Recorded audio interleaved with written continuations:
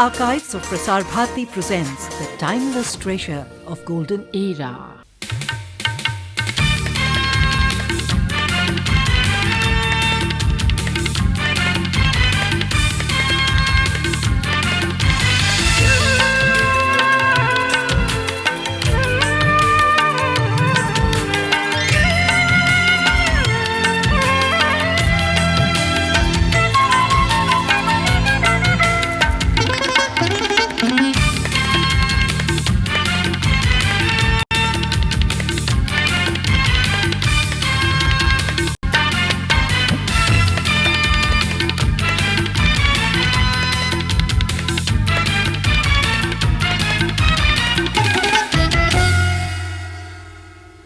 Hello and welcome to Living on the Edge.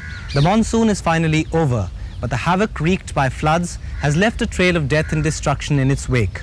On our program this week, we ask if the damage caused by floods is inevitable and whether flood management can ever become really effective. We learn how garbage recycling can generate both energy and a sustainable income and take the sting out of the fears associated with this fascinating creature. Each year, millions of our countrymen wait with bated breath for the monsoon to see whether their crops will fail or not. But sometimes the ferocity of the monsoon destroys not only their crops but also lives and property, as it did this year. Shonar Joshi waded through floodwaters in Haryana to see just how people's lives have been affected and to see whether flood management can ever become truly effective.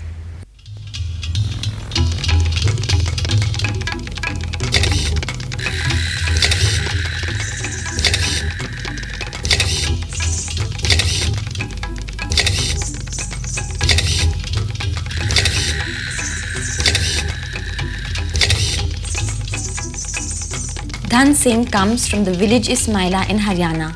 He has lost belongings worth 55,000. He is now at the mercy of his relatives. Jamuri Mai of Sampra, also in Haryana, is 86 years old and half blind. She would have died if she had not been spotted clinging onto a trunk. Her passport was swept away by the floods. She may never return to her home in Bangladesh. You can see them on busy highways. An endless line of plastic sheets under which they huddle, holding onto what's left of their shattered lives. The swirling waters of the Yamuna have displaced lakhs of people who have nowhere to go. But even as flood waters recede, there is the lurking fear amongst victims that their troubles are not yet over. They fear that epidemics that usually follow floods may claim many more lives. What's happened to your child? Vomiting and diarrhea. Why? Due to dirty water and food. Why do you give dirty water? Where do I get clean water from? Is this because of the floods? Yes, the wells are full because of the floods. Those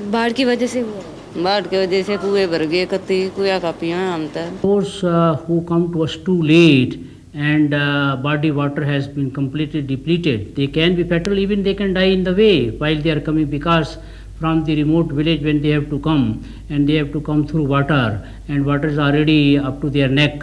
So naturally you can see some such type of complications can develop. And that's not all.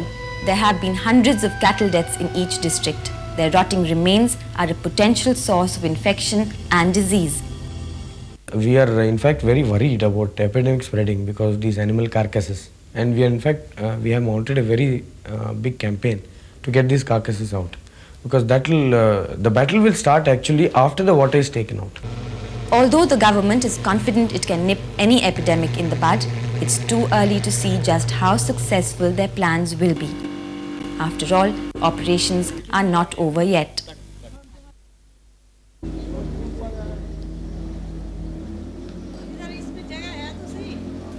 The eerie silence that has descended upon abandoned colonies and inundated villages is testimony to this. Villagers lament the loss of large tracts of agricultural land that were once Haryana's pride. The crops have gotten spoiled. There is a loss of lakh of rupees. The crops have got ruined. This village has had a loss of 50 crores. और करीब लगभग इस गांव का 50 करोड़ के करीब नुकसान है. The bitterness of these men is understandable, but Their short-sightedness and selfishness isn't. They're dealing with the excess water in their fields quite simply by pumping it into adjoining lands. Disaster has struck everyone, but they have no qualms about making things more difficult for their neighbors. What's even worse is that they are building small embankments to stop the water from advancing any further, which may seem like common sense, but embankments reduce the passage of water. This affects the fertility of the soil. Besides, congestion of the drainage system leads to waterlogging. The water which was supposed to go through Jasia drain in drain number 8, instead of going into drain number 8, that came into the town, because Jasia drain, the drain number 8 was not accepting the water of Jasia drain.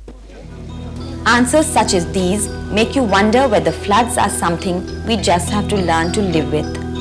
Officials of the Central Water Commission feel floods are a necessary evil. Floods are very necessary and they should occur every third or fourth year. It recharges our groundwater. All our wells get filled up with water. It increases the pondage. It fills all our reservoirs, which we use later on for irrigation and drinking purposes. If you try and trap as much rainwater where it falls, then water is available where it falls and it doesn't rapidly go down the Jamuna and ultimately into the ocean. But this may not always be possible given the difficulty of accurately predicting just how widespread floods will be and just when they'll strike. What is possible, however, is to examine the cause and effect connection behind severe floods. Deforestation is the primary cause. It leads to weakening of the soil cover and siltation of rivers. The silt in the river obstructs natural flow and water enters the plains. This is not always bad considering floodplains are very fertile. The Egyptians actually planned agriculture around floods thousands of years ago, but in India, population pressure pushes people to settle in low-lying areas. We are trying to encroach upon the river beds, floodplains, because there is shortage of land, there is a lot of human population pressure, and we are trying to do development activities. Political parties turn a blind eye to these Jhuggi-Jhopri colonies because they are political vote banks, even though the clusters face disaster if floods occur. Experience has shown that though nobody is immune to floods, it's those living in low-lying areas who are most vulnerable. Some actually live on the riverbed.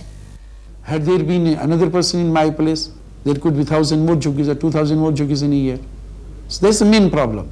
Jhuggis it's not that in a planned way these people have been asked to settle there, so that these people can help those people in election. What is the government doing?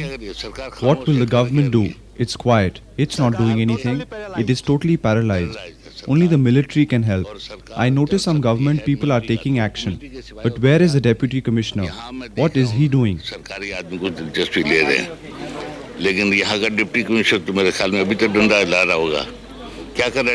My opinion, accusation is not correct. Because as a government machinery, deputy commissioner is not isolated from other departments. I can't say under what impression he is saying or from where he has got that impression. Allegations and counter-allegations have little meaning for those who've lost everything. With uncanny resilience, they are waiting for the right time to build their houses again. That their homes may be destroyed by floods again doesn't seem to bother them. After all, what alternatives do they have? The government hasn't done anything. The NGOs have helped somewhat. We have to do with whatever little ration is being given. Has the government helped at all? Not at all. The administration is fighting amongst themselves. People have been told crores are being spent on this. Everyone knows how the money is being used. I don't think they are good people if they are saying so. Any person who says so, that we have not helped them, that is totally wrong. They don't deserve our help then. I mean, this is, I should not say anything more, but one thing I should say, कि ऐसा एहसान फरामोश उन लोगों को नहीं होना चाहिए.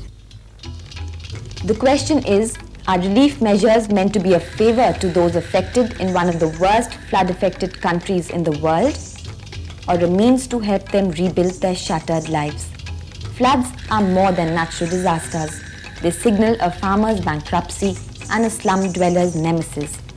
They are a doctor's nightmare and an administrator's curse. But above all, they affect the poor much more than the rich. Perhaps it's a sense of fatalism that gives those afflicted the strength to pick up where they left off and go on with the task of living.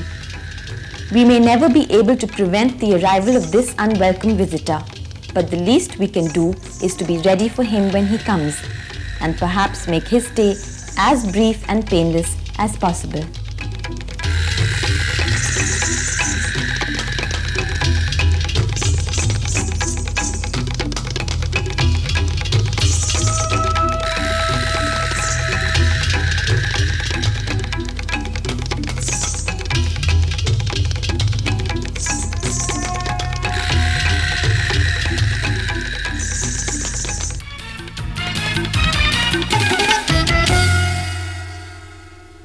This is the last time K.S. Shiv Prasad will be running his pelletization plant.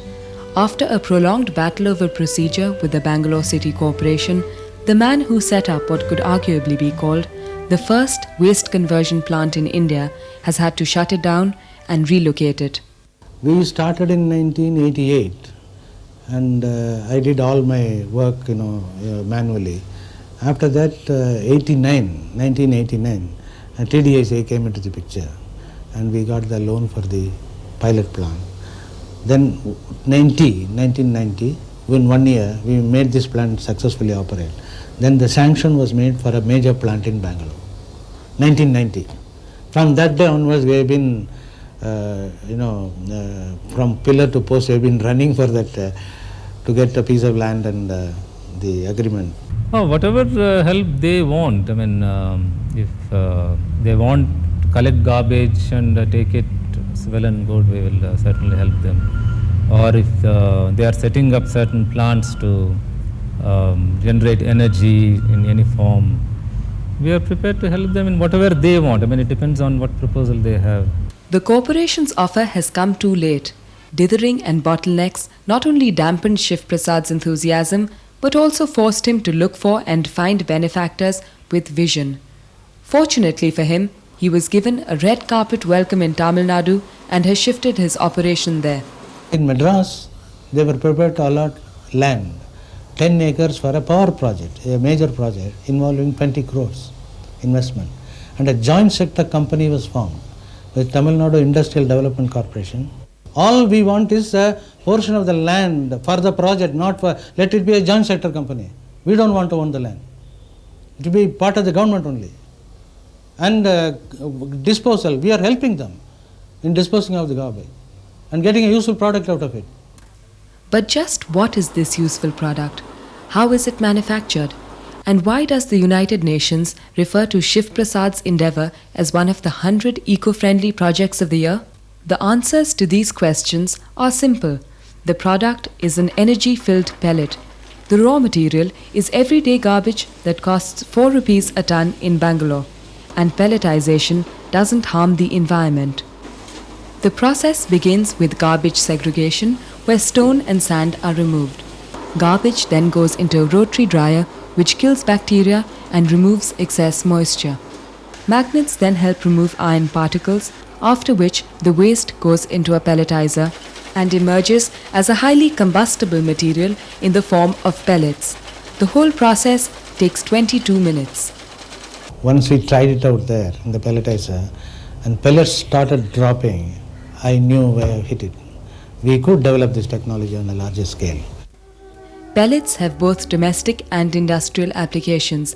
From being a fuel substitute in chulhas and boilers to electricity and steam generation, pellets can be used for virtually anything.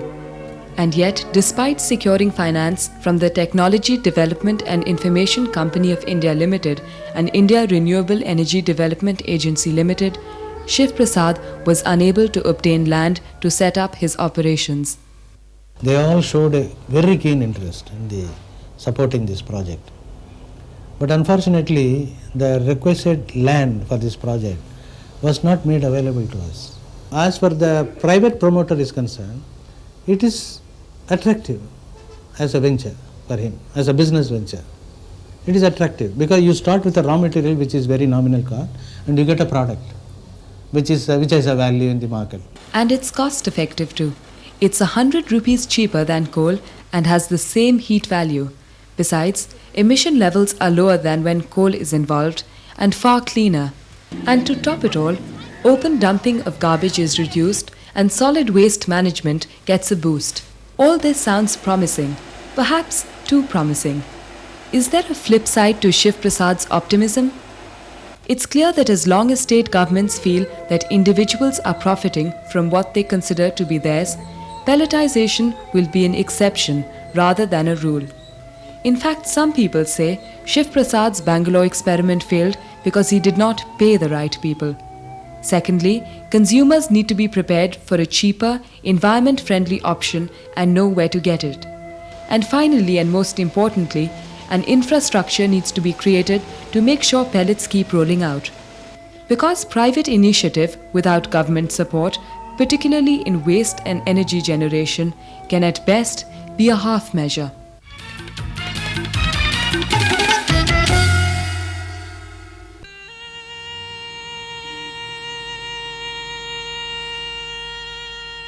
From the dawn of time, the snake has evoked strong paradoxical feelings.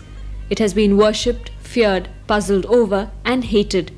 On the one hand, it has been a symbol of procreation, health, immortality, and wisdom. On the other, it has symbolized death, sin, duplicity, and temptation, varied perceptions of the same creature. Through the ages, this reptile has been thought to be mysterious and uncanny because it's so different from what's considered normal. Its swift, unpredictable movements probably led to the conclusion that it was propelled by spirit rather than matter. Revered as the mark of Vishnu and worshipped by millions of Indians, the snake is simultaneously condemned in biblical tradition to crawl on the ground for having tempted Eve. It's this ambivalence that has led to the snake being either brutally killed or worshipped almost insanely. But what has often been ignored is the importance of this reptile to the ecological system. Conservation plans usually ignore snake protection because they are not seen as important to man. They are neither cuddly nor attractive. They are cold-blooded and vicious and seem to have no role to play as far as man is concerned. Today there is a general awareness of the importance of wildlife, but unfortunately in the popular mind, wildlife is confined to the mammals, and that to the larger mammals, the birds and perhaps butterflies among the insect species. Very little of attention has been given to reptiles, particularly snakes. And this kind of a distorted perspective on reptiles and snakes in particular has been responsible for a large measure of destruction of the reptile population in the country. Snakes are said to have evolved in the late Jurassic Age, about 135 million years ago. But their role in the web of life has not really been fully understood. But there is no doubt that snakes are as important as any other creature. A part of the food chain, they help maintain the ecological balance. They have a prey-predator relationship with species like lizards, frogs, rodents, and insects. So if snakes were to disappear, the balance could be disrupted, and the very species that snakes prey on could well become pests, their uncontrolled population having a detrimental effect in many unpredictable ways. The natural balance is delicate. But that's not all. Not many of us are aware that snakes have proved to be very useful to man. Every year, nearly 10 to 25% of India's food crops are destroyed by rats, either in the field or as stored grain. Rats multiply fast. They produce 6 litters every year with an average of 8 per litter. Hypothetically, this means a single pair of rats could multiply to nearly 900 in a year. By feeding on them, snakes in fact play a crucial role in keeping their numbers down. Unfortunately, the mass killing of snakes for their skin has caused heavy losses to agriculture. In 1966-67, an estimated 10 million snake skins were exported from India. Though dealing in snakes is banned, the illegal trade continues. But there is another equally alarming trend that's gradual and therefore hidden. With the destruction of natural ecosystems, the habitat of snakes too is shrinking. For instance, the destruction of mangrove forests has led to the near disappearance of many species of land and sea snakes. Destruction of mangroves, where many species of snakes are confined to these mangrove areas, which have also suffered badly by this destruction.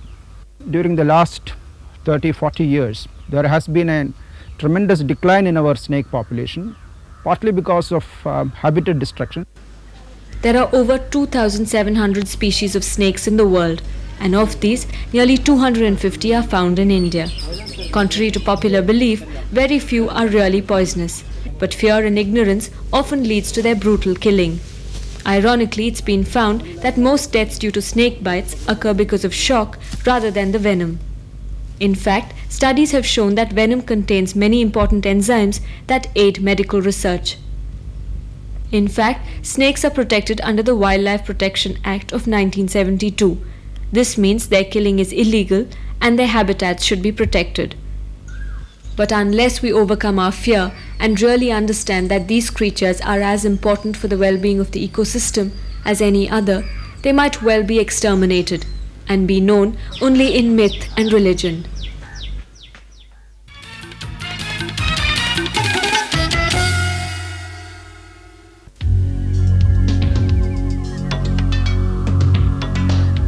Nearly 92% of the 317 million workers in India belong to the unorganized sector, where they in fact totally unprotected by the law and are highly vulnerable to exploitation.